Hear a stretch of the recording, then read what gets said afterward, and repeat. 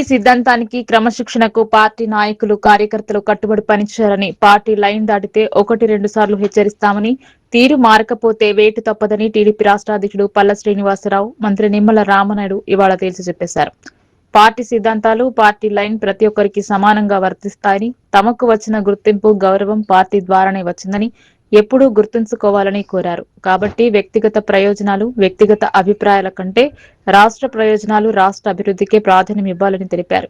రాష్ట్ర భవిష్యత్తు కోసం కూటమి ప్రభుత్వం ఏర్పాటైందని, ప్రజలంతా అపారమైన విశ్వాసంతో కూటమికి మద్దతు ఇచ్చారని తెలిపారు. ఆంధ్రప్రదేశ్లో 94% స్ట్రైక్ రేటుతో కూటమిని గెలిపించారని, ఈ విజయానికి CM Chandrababu, deputy CM Pawan Kalyan, ప్రధాని నరేంద్ర మోదీల నాయకత్వం, శ్రమ, త్యాగం, కృషి కారణమని ప్రతి ఒక్కరూ గుర్తుంచుకోవాలన్నారు. ఈ సమయంలో పార్టీ నాయకులు, కార్యకర్తలు క్రమశిక్షణతో వ్యవహరించాలని ఆయన కోరారు.